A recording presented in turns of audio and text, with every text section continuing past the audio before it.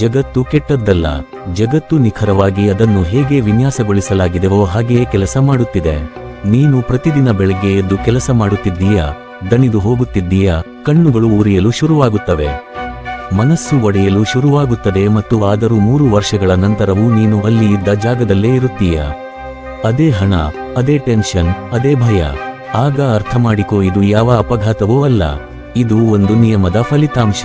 ಒಂದು ಅಂತಹ ನಿಯಮ, ಅದು ಅಷ್ಟು ಶಾಂತವಾಗಿಯೂ ಅಷ್ಟು ಅಡಗಿಕೊಂಡಿರುವುದರಿಂದ 100 ಜನರಲ್ಲಿ 99 ಜನರು ತಮ್ಮ ಸಂಪೂರ್ಣ ಜೀವನವನ್ನು ಅದನ್ನು ನೋಡದೆ ಬದುಕಿ ಸಾಯುತ್ತಾರೆ.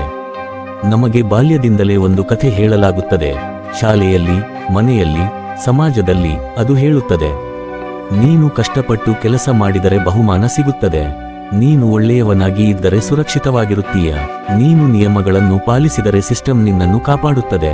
ಆದರೆ ಸ್ವಲ್ಪ ಸುತ್ತಮುತ್ತ ನೋಡೋ, ಬೆಳಗ್ಗೆ ಮೆಟ್ರೋ ಅಥವಾ ಬಸ್ಸಿನಲ್ಲಿ ಜನರ ಮುಖಗಳನ್ನು ನೋಡೋ, ದಣಿದ ಮುಖಗಳು, ಚಿಂತೆಗಳಿಂದ ತುಂಬಿರುವ ಮುಖಗಳು, ಬದುಕಿದ್ದರೂ ಒಳಗೆ ಸತ್ತವರಂತೆ ಕಾಣುವವರು. ಅಷ್ಟು ಬುದ್ಧಿವಂತ ಜನರು ಇದ್ದರೂ ಸಾಲಗಳಲ್ಲಿ ಮುಳುಗಿದ್ದಾರೆ. ತಮ್ಮ ಜೀವನದಲ್ಲಿ ಎಲ್ಲವನ್ನೂ ಸರಿಯಾಗಿ ಮಾಡಿದ ಜನರು, ಓದು, ಕೆಲಸ, ಪ್ರಾಮಾಣಿಕತೆ, ಆದರೂ ಒಂದು ಚಿಕ್ಕ ಎಮರ್ಜೆನ್ಸಿ ಅವರ ಸಂಪೂರ್ಣ ಜೀವನವನ್ನು ಕದಡಬಹುದು. ನಿನಗೆ ನಿಜವಾಗಿಯೂ ಸಿಸ್ಟಮ್ ಸತ್ಪ್ರವೃತ್ತಿಯನ್ನು ಬಹುಮಾನಿಸುತ್ತದೆ ಎಂದು ಅನಿಸುತ್ತದೆಯಾ? ಹಣ ಕಷ್ಟಪಟ್ಟು ಕೆಲಸ ಮಾಡಿದವರ ಹಿಂದೆ ಓಡುತ್ತದೆ ಎಂದು ಅನಿಸುತ್ತದೆಯಾ? ಇಲ್ಲ, ಹಣ ಪ್ರಯತ್ನದ ಹಿಂದೆ ಹೋಗುವುದಿಲ್ಲ, ಅದು ಒಳ್ಳೆಯತನದ ಹಿಂದೆ ಹೋಗುವುದಿಲ್ಲ, ಅದು ಪ್ರತಿಭೆಯ ಹಿಂದೆ ಕೂಡ ಹೋಗುವುದಿಲ್ಲ. ಹಣ ಒಂದು ಮಾತ್ರ ವಿಷಯವನ್ನು ಅನುಸರಿಸುತ್ತದೆ, ಸ್ಥಾನ. ಇದನ್ನು ಮ್ಯಾಕಿಯಾವೆಲ್ಲಿಯ ಲಾ ಆಫ್ ಪೊಸಿಷನ್ ಎಂದು ಕರೆಯುತ್ತಾರೆ. ಮತ್ತು ಇದೇ ನಿಜವಾದ ಕಾರಣ, ಏಕೆಂದರೆ ಶ್ರೀಮಂತರು ಇನ್ನೂ ಶ್ರೀಮಂತರಾಗುತ್ತಾ ಹೋಗುತ್ತಾರೆ ಮತ್ತು ಉಳಿದವರು ಕೇವಲ ದಣಿಯುತ್ತಾ ಹೋಗುತ್ತಾರೆ. ಶ್ರೀಮಂತರು ನಿನ್ನಿಗಿಂತ ಹೆಚ್ಚು ಕೆಲಸ ಮಾಡುವುದಿಲ್ಲ, ಕೆಲವೊಮ್ಮೆ ಅವರು ಇನ್ನೂ ಕಡಿಮೆ ಕೆಲಸ ಮಾಡುತ್ತಾರೆ. ಅವರ ಬಳಿ ಯಾವುದೇ ಮಾಯೆಯಂತಹ ಬುದ್ಧಿವಂತಿಕೆ ಕೂಡ ಇರುವುದಿಲ್ಲ. ವ್ಯತ್ಯಾಸ ಒಂದೇ, ಅವರು ಪವರ್ನ ನಕ್ಷೆಯಲ್ಲಿ ಬೇರೆ ಜಾಗದಲ್ಲಿ ನಿಂತಿದ್ದಾರೆ. ಅವರು ಅಪ್ ಸ್ಟ್ರೀಮ್ನಲ್ಲಿ ನಿಂತಿದ್ದಾರೆ, ನೀನು ಡೌನ್ ಸ್ಟ್ರೀಮ್ನಲ್ಲಿ ನಿಂತಿದ್ದೀಯಾ. ಗುರುತ್ವಾಕರ್ಷಣೆಯ ನಿಯಮದಲ್ಲಿ ನೀರು ಯಾವಾಗಲೂ ಮೇಲಿನಿಂದ ಕೆಳಕ್ಕೆ ಹರಿಯುತ್ತದೆ. ನೀನು ಎಷ್ಟು ಪ್ರಯತ್ನಿಸಿದರೂ ನದಿಯನ್ನು ವಿರುದ್ಧ ದಿಕ್ಕಿನಲ್ಲಿ ಹರಿಯುವಂತೆ ಮಾಡಲಾಗುವುದಿಲ್ಲ. ಹೆಚ್ಚಿನ ಜನರು ತಮ್ಮ ಸಂಪೂರ್ಣ ಜೀವನವನ್ನು ಭೌತಶಾಸ್ತ್ರದ ವಿರುದ್ಧ ಹೋರಾಡುತ್ತಲೇ ಕಳೆಯುತ್ತಾರೆ. ಅವರು ಜಲಪಾತದ ಕೆಳಗೆ ನಿಂತು ಕೈಯಿಂದ ನೀರನ್ನು ಹಿಡಿಯಲು ಪ್ರಯತ್ನಿಸುತ್ತಾರೆ ಮತ್ತು ಯೋಚಿಸುತ್ತಾರೆ, ಜೀವನ ಇಷ್ಟು ಕಷ್ಟ ಯಾಕೆ? ಅವರು ಮೇಲಕ್ಕೆ ನೋಡಲೇ ಇಲ್ಲ, ಅಲ್ಲಿ ಒಬ್ಬ ವ್ಯಕ್ತಿ ಕೈಯಿಂದ ನೀರನ್ನು ಹಿಡಿಯುತ್ತಿಲ್ಲ, ಆದರೆ ಡ್ಯಾಮ್ ನಿರ್ಮಿಸಿದ್ದಾನೆ. ಅವನು ನೀರಿನ ವಿರುದ್ಧ ಕೆಲಸ ಮಾಡುತ್ತಿಲ್ಲ, ಅವನು ತನ್ನ ಸ್ಥಾನವನ್ನು ಹಾಗೆ ಹೊಂದಿಸಿಕೊಂಡಿದ್ದಾನೆ, ನೀರೇ ಅವನಿಗಾಗಿ ಕೆಲಸ ಮಾಡುವಂತೆ. ನೀನು ನಿನ್ನ ಹಣಕಾಸಿನ ಜೀವನವನ್ನು ಬದಲಾಯಿಸಲು ಬಯಸಿದರೆ ಇನ್ನಷ್ಟು ಶಿಸ್ತು, ಬೆಳಗ್ಗೆ 4 ಗಂಟೆಗೆ ಎದ್ದು ಕೆಲಸ ಮಾಡುವುದು ಅಥವಾ ನಿನ್ನನ್ನು ನಿನ್ನೆ ಮುರಿಯುವುದು ಸಾಕಾಗುವುದಿಲ್ಲ. ನೀನು ನಿಲ್ಲಬೇಕು, ಆಲೋಚಿಸಬೇಕು, ನಕ್ಷೆಯನ್ನು ನೋಡಬೇಕು ಮತ್ತು ಅರ್ಥ ಮಾಡಿಕೊಳ್ಳಬೇಕು. ನೀನು ಕೆಳಗಿನಿಂದ ಮೇಲಕ್ಕೆ ಯುದ್ಧ ಮಾಡುತ್ತಿದ್ದೀಯ, ಆದರೆ ಎದುರಾಳಿ ಈಗಾಗಲೇ ಹೈಗ್ರೌಂಡ್ ಮೇಲೆ ನಿಂತಿದ್ದಾನೆ. ಇಂದು ನಾವು ಹಾರ್ಡ್ ವರ್ಕ್ ಎಂಬ ಸುಳ್ಳಿನ ಪೋಸ್ಟ್ ಮಾರ್ಟಮ್ ಮಾಡೋಣ, ಮೆರಿಟೋಕ್ರಸಿ ಎಂಬ ಭ್ರಮೆಯನ್ನು ಒಡೆಯೋಣ ಮತ್ತು ಜಗತ್ತನ್ನು ಮ್ಯಾಕಿಯಾವೆಲ್ಲಿಯ ಕಣ್ಣುಗಳಿಂದ ನೋಡೋಣ. ಒಬ್ಬ ನೀತಿ ಶಿಕ್ಷಕರಂತೆ ಅಲ್ಲ, ಒಬ್ಬ ಆರ್ಕಿಟೆಕ್ಟ್ ಆಗಿ. ನೀನು ಏಕೆ ಸಿಲುಕಿದ್ದೀಯಾ ಎಂಬುದನ್ನು ಅರ್ಥ ಮಾಡಿಕೊಳ್ಳುವುದು ಮುಖ್ಯ. ಯಾಕೆಂದರೆ ಜೈಲಿನಿಂದ ಹೊರಬರುವ ಮೊದಲ ಹೆಜ್ಜೆ ಎಂದರೆ ಸಲಾಖೆಗಳನ್ನು ನೋಡುವುದು. ಈ ಸಂಪೂರ್ಣ ಆಟದ ದೊಡ್ಡ ವ್ಯತ್ಯಾಸವೇನು ಎಂದರೆ ಕ್ರಿಯೇಷನ್ ಮತ್ತು ಕ್ಯಾಪ್ಚರ್. ಸಮಾಜ ನಿನಗೆ ಕ್ರಿಯೇಟರ್ ಆಗುವುದನ್ನು ಕಲಿಸುತ್ತದೆ. ಸ್ಕಿಲ್ ಕಲಿಯು, ವ್ಯಾಲ್ಯೂ ಕ್ರಿಯೇಟ್ ಮಾಡು, ಅತ್ಯುತ್ತಮ ಇಂಜಿನಿಯರ್ ಆಗು, ಡಾಕ್ಟರ್ ಆಗು, ರೈಟರ್ ಆಗು, ಉದ್ಯೋಗಿ ಆಗು.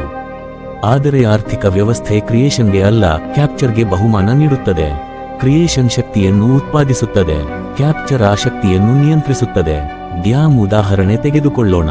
ನದಿಯ ನೀರು ಶಕ್ತಿ, ಕಷ್ಟಪಟ್ಟು ಕೆಲಸ, ಪ್ರತಿಭೆ, ಸಮಯ, ಶಕ್ತಿ ಇವೆಲ್ಲ ನೀರನ್ನು ಉತ್ಪಾದಿಸುತ್ತವೆ.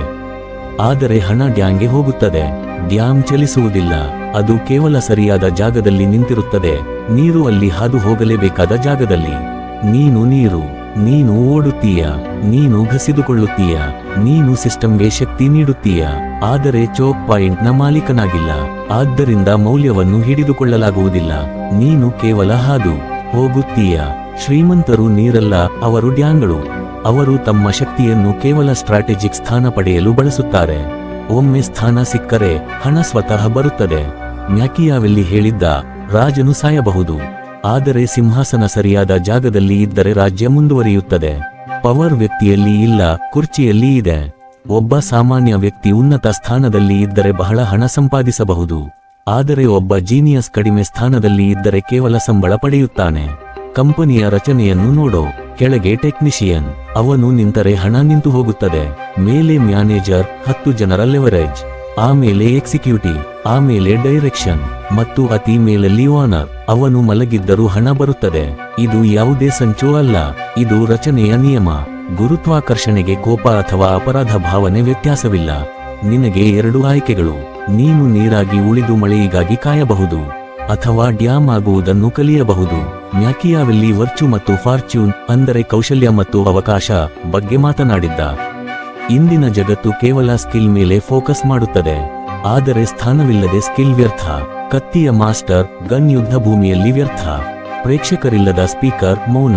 ಶ್ರೀಮಂತರು ಸ್ಕಿಲ್ಗಿಂತ ಅವಕಾಶ ಮತ್ತು ಸ್ಥಾನಕ್ಕೆ ಹೆಚ್ಚು ಗಮನ ಕೊಡುತ್ತಾರೆ, ಯಾಕೆಂದರೆ ಸ್ಥಾನ ಸ್ಕಿಲ್ ಅನ್ನು ಗುಣಿಸುತ್ತದೆ. ಜೀವನದ ಫಾರ್ಮುಲಾ ಸರಳವಾಗಿದೆ.